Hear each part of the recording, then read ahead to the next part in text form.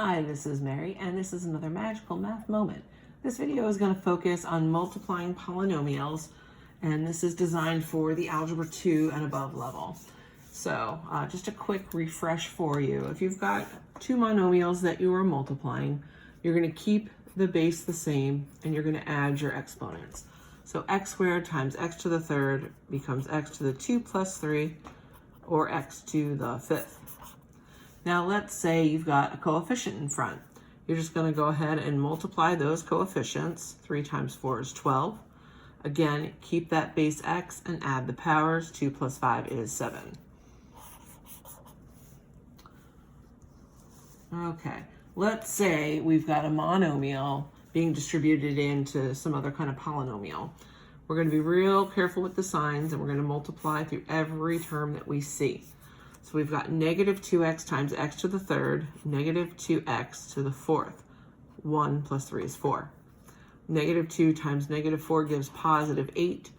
X to the first times x to the second becomes x to the third. Negative 2x times 7 becomes negative 14x. And that's all you have to do there. Does it get more complicated? Of course it does. So how about if we have a binomial times a trinomial? We're going to take the first term, 2x, and we're going to send it into all three terms. 2x times 5x squared is 10x to the third. 2x times negative 4x is negative 8x squared. 2x times 1 is 2x. Now when I go through with my negative 3, I like to align the results vertically. So let me show you what I mean by that.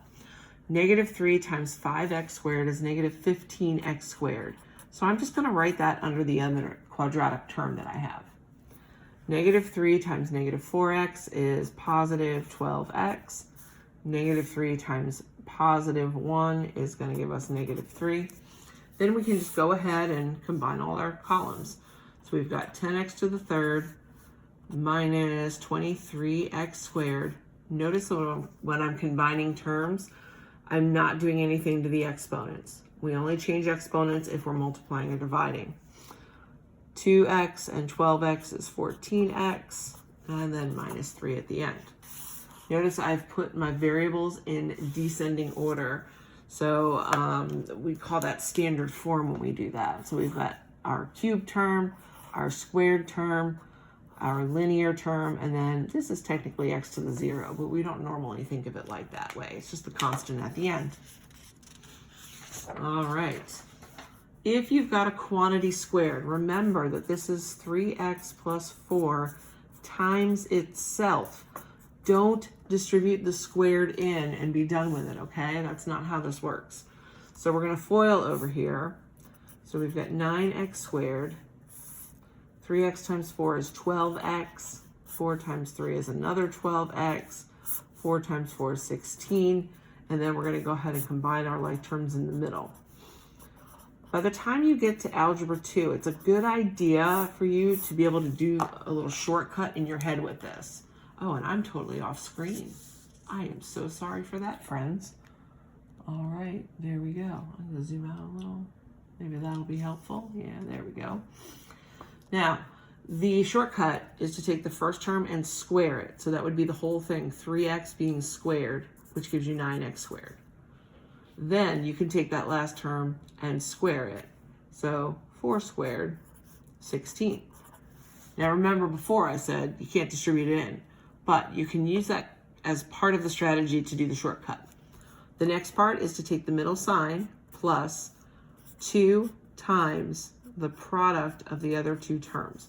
So 2 times 3x times 4. So you're just going to multiply all three of those numbers. 2 times 3 is 6, 6 times 4, 24, and there's your x. So look, it's the same thing, all right?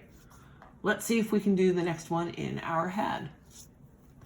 You're going to take 2x, the whole term, and square it. So that's 4x squared. We're going to take 5 at the end and square it. That's 25. The middle sign is negative. 2 times the first term times the last term. Notice that I'm not putting -5 in here because I take care of the negative there. So when we're doing our substitutions, we're just kind of looking at the values that are there. Negative times all these positives is negative.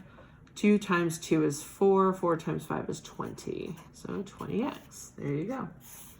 So that's little shortcuts that you can use when you've got a binomial squared. Now I know you're thinking, wait a minute, what about a binomial to the third? Ha ha ha. This is kind of the same idea. You're going to have this quantity times itself 3 times. The way I like to deal with these is to leave the first one alone for now and then multiply out here. Now we already know the shortcut, so we're not going to waste our time foiling.